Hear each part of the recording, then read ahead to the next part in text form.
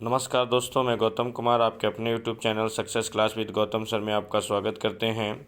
आज आप लोग के लिए एक महत्वपूर्ण टॉपिक लेकर के आए हैं, उसका नाम है पदार्थों का वर्गीकरण। यहाँ से क्वेश्चन पूछे जाने की संभावना रहता है और पूछता भी है। तो देखिएगा, पदार्थों का वर्गीकरण। पदार्थ पहले कहते हैं किसे? तो पदार्थ उस वस्तु को कहते हैं जिसमें स्थान हो, जिसमें द्रव्यमान हो और स्थान घेरे। जिसमें द्रव्यमान हो और स्थान घेरे उसे पदार्थ कहते हैं। पदार्थ का वर्गीकरण। पदार्थों का वर्गीकरण दो तरीके से किया गया है। पदार्थों का वर्गीकरण दो तरीके से, एक जो किया गया है भौतिक आधार पे और दूसरा है रासायनिक आधार पे। एक भौतिक आधार पे किया गया है ना, दूसरा रासायनिक आधार पे किया गया है।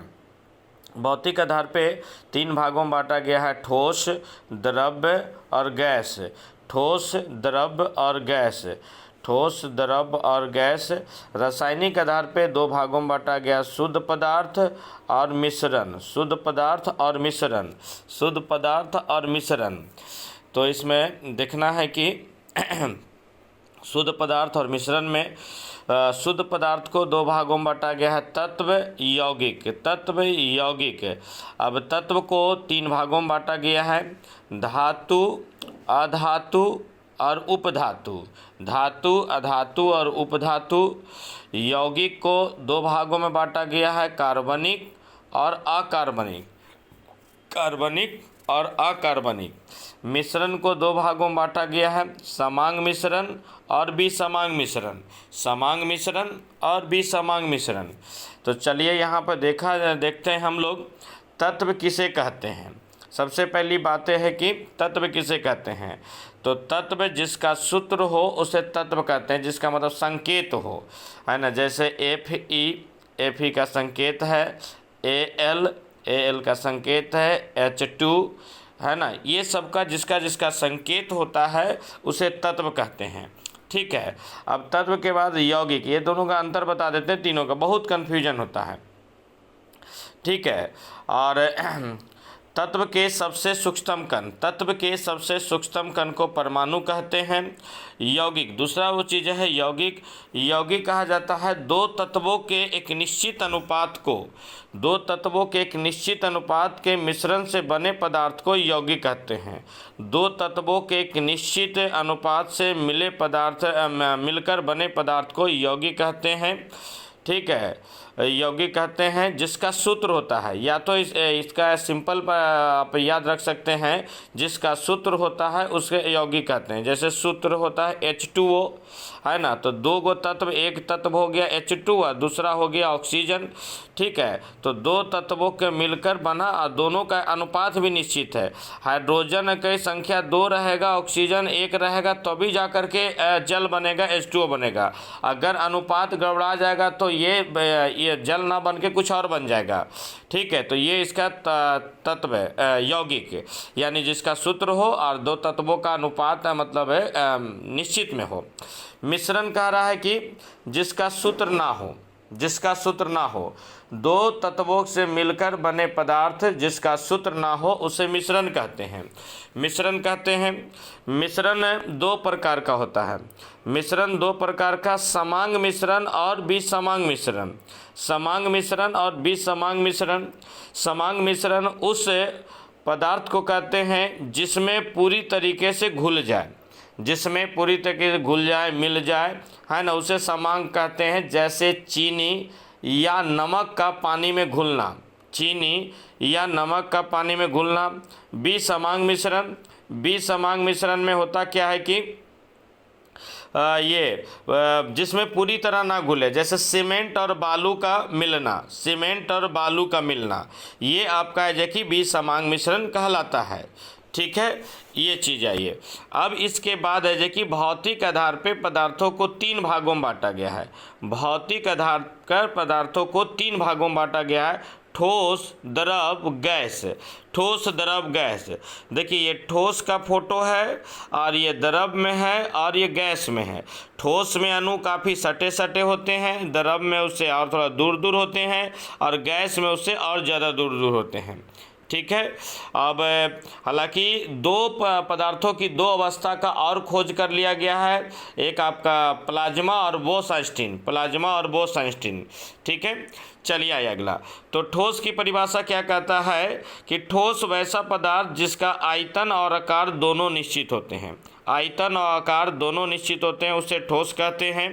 द्रव उसे कहते हैं कि जिसका आयतन निश्चित और आकार अनिश्चित हो, आयतन निश्चित और आकार अनिश्चित हो। जैसे आप देखिए पानी को है कि जिस वस्तु में रखेंगे, जिस पात्र में रखेंगे उसी का आकार ले लेगा, है ना। 1 लीटर अगर पानी है, 1 लीटर पानी को अगर आप गिलास में रखेंगे तो गिलास का आकार ले लेगा, तसला में रखेंगे तो तसला का आकार ले लेगा, कटोरा में रखेंगे तो कटोरा का आकार ले लेगा। तो जिस चीज़ में रखेंगे उसका आकार ले लेगा, ठीक है। फिर उसके बाद है कि कह रहा गैस का कह रहा डिफिनेशन की इसका आयतन तथा आकार दोनों परिवर्तनशील होता है, दोनों है कि घटते बढ़ते रहता है, उसे है कि गैस कहते हैं। जैसे कोल गैस, मार्स गैस, CH4 इत्यादि वगैरह, ठीक है। अब यहाँ से जो सबसे ज़्यादा इम्पोर्टेंट आपका एग्ज़ाम के लिए है ये कि आपका है कि ठोस द्रव गैस के समान गुण बढ़ते से घटते क्रम में। तो कह रहा गतिज ऊर्जा सबसे ज़्यादा किस में होगा, तो गैस में होगा, फिर द्रव में होगा और फिर ठोस में होगा। घनत्व जैसा कि आप फोटो में देखिए यहाँ पे कि घनत्व में सबसे ज़्यादा सटा अणु ठोस में है, फिर द्रव में है और फिर आपका क्या है, गैस में है, ठीक है। तो ये हो गया आपका। फिर कर अंतर आणविक आकर्षण बल, यानी दो अणु है, ये जो छोटा छोटा आपका गोलाकार में कण जो दिख रहा है ये आपका अणु, इस अणु में इसमें हम लोग अंतराण्विक बल यानी दो अणुओं के बीच के आकर्षण बल को अंतराण्विक बल कहते हैं। तो देखिए सबसे ज़्यादा अंतराण्विक बल आपका कहाँ होगा, तो उसमें देखिए कहाँ होगा, जो देखिए पहले तो इसमें देख लेते हैं कि आपका ठोस में ज़्यादा होगा, फिर द्रव में होगा, फिर गैस में होगा, है ना। अंतराण्विक आकर्षण बल सबसे ज़्यादा ठोस, द्रव, गैस, ये हो गया। फिर उसके बाद अंतराण्विक स्थान यानी दो अणुओं के बीच में स्थान। तो देखिए दो अणुओं के बीच में स्थान सबसे ज़्यादा गैस में है, फिर उससे कम द्रव में है और फिर उससे कम ठोस में है, ठीक है। फिर आपका है कि कह रहा प्रत्यास्था यानी है कि कठोरपन। तो सबसे ज़्यादा है कि आपका होगा ये ठोस में, फिर उसके बाद है कि द्रव में, फिर उसके बाद है कि गैस में। सहसंजक बल है कि कहा जाता है सहसंजक बल, यानी दो अणुओं के बीच, एक पदार्थ के दो अणुओं के बीच लगने वाला आकर्षण बल को सहसंजक बल कहते हैं। एक पदार्थ के दो अणुओं के बीच लगने वाला पदार्थ को सहसंजक बल कहते हैं। तो देखिए सबसे ज़्यादा है कि सहसंजक बल आपका ठोस में होगा, फिर उसके बाद द्रव में होगा, फिर उसके बाद गैस में होगा, जैसा कि आप फोटो में देख रहे हैं तीनों पात्र में। फिर कह रहा है कि विसरण है कि कहता है, विसरण की डिफिनेशन ये है कि गैस का जो प्रकृति है कि एक जगह गैस अधिक घनत्व है गैस का और एक क्षेत्र में गैस का घनत्व कम है। तो जहाँ पे घनत्व कम है और जहाँ पे ज़्यादा है तो कम घनत्व से ज़्यादा घनत्व की ओर गैस का गमन होता है, जहाँ पे कम है वहाँ पे जो कि ज़्यादा वाला गैस जाता है। तो ये विसरण कहलाता है। जैसे आपका विसरण का एग्जाम्पल हो सकता है किसी खुशबू का फूल का महकना, अगरबत्ती का धमकना, है ना, किसी वस्तु से दुर्गंध देना, ठीक है। ये सब आपका है कि विसरण का एग्जाम्पल आता है। तो सबसे ज़्यादा विसरण देखिए गैस का होगा, फिर द्रव का होगा, फिर ये ठोस का होगा। तो इस प्रकार से हम लोगों ने देखा कि पदार्थों से जितने भी क्वेश्चन आपका है कि पूछे जाएंगे, है ना, खास करके एग्जाम के इम्पोर्टेंट से, ठीक है। हालांकि ऐसे इसमें बहुत पढ़ना है, लेकिन वो आपके एग्जाम में ज़्यादातर जो क्वेश्चन आते हैं यहीं से आते हैं।